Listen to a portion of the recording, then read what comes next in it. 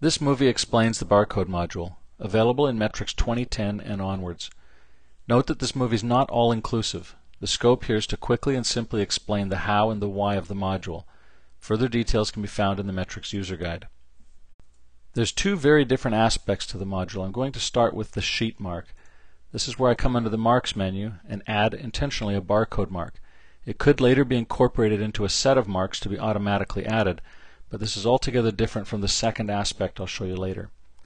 Let's take this barcode and drag it up to the top here just so I can see it much easier. And I'm going to increase the size of this.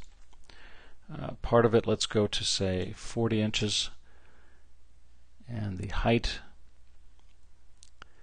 bar height we'll say is 40 as well. Okay, just so we've got a nice large barcode at the top up here. Now the way the barcode gets resolved is through the type. First of all, I'll leave this one at 128. We do have another choice, but it's primarily the variables that you put in here. So as an example, I might use a variable called project ID. Now the barcode just changed, and it's now resolving flyer letter stepped. That's the name of this project. It could be your job name, your job number, etc. We could also have this resolve as text underneath it. Flyer letter stepped. So this is a perfect type of mark to add to a project as a mark set, so that every time we add the set, the mark automatically appears along with color bars and takeoff marks, side guides, etc., and automatically resolves the name of the project. We can also, of course, resolve date, time, and a number of, which signature number it is, the front, the back, etc. There's a great number of different variables that can be encoded as a barcode, and of course the human readable text underneath it. This is the simplest form of this mark. I'll show you another more advanced example. Let's open up this project here. I've got two different books, Catalog 244, Catalog 199. They've both got 8 pages in them. I'm going to use Autoplan on just the text right now. We'll ignore the covers for this discussion. Metrix has put this all together, searched through and found standard layouts for everything, and here's where it's combined 8 pages from 2 different books. Ignore the mark at the bottom. I'll get back to that one in a second. It's just more for illustrative purposes. But this layout found a standard in the database. The standard included some barcode marks. One here and one here. Let's go zoom in and take a look at these.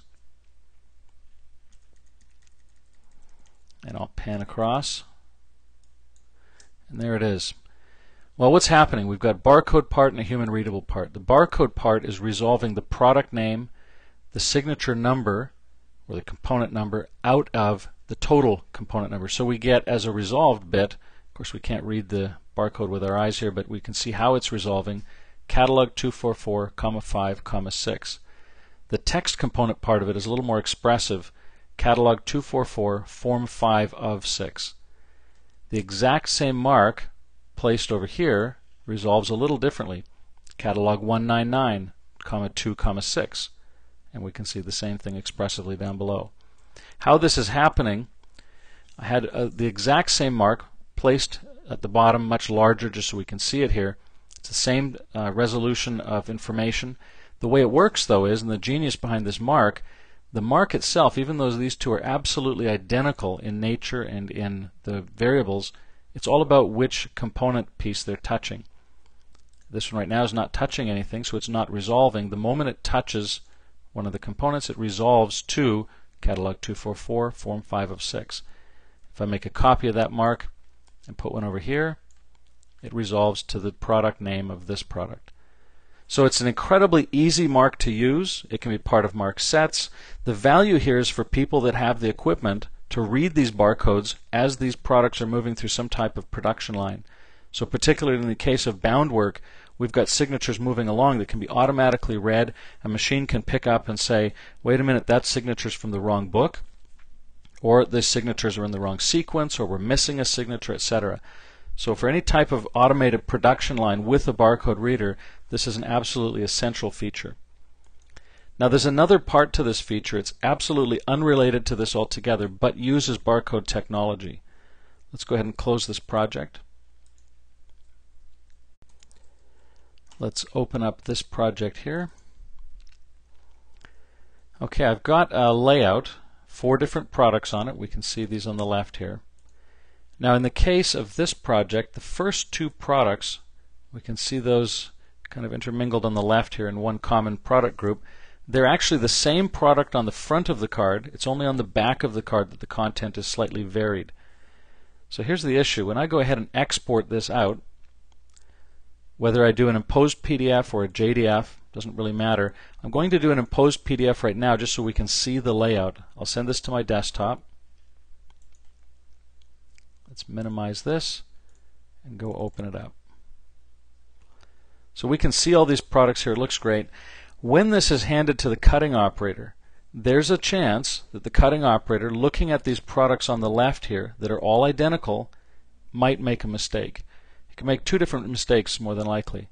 Cutting all these out, sticking them all in one box and shipping them to a single location, when we know, looking back at the Metrix project here, that some of these were intended for one destination and some are really for another destination. Or it's very easy when cutting, the operator might have put all of them in the right boxes except maybe this card right here that ended up getting put with the yellow product, the first one.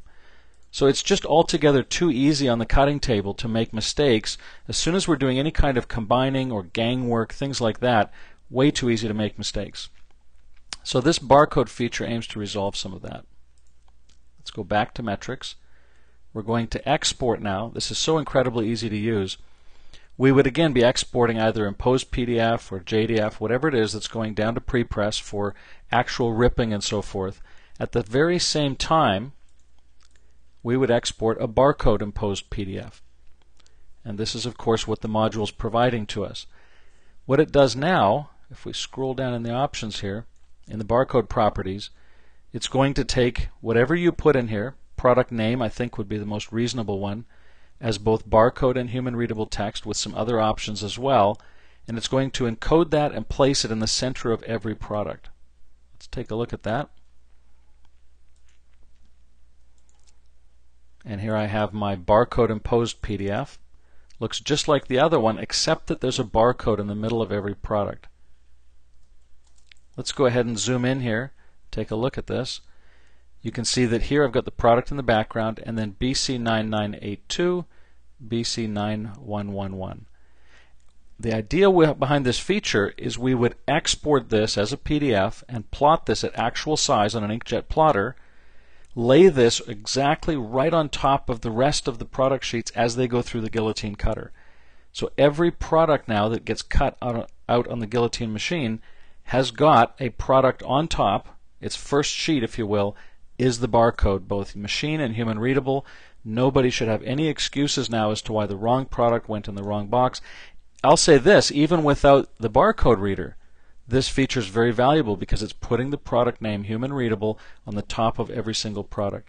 You really can't make a mistake if you employ this and are diligent about scanning every product, either again visually or with a barcode wand reader. This is a tremendous time saver and a tremendous quality assurance tool for those that do any type of combining, certainly any kind of gang work. That's the essence of the barcode module. Very easy to use and a very powerful addition as an extension to Metrix Base.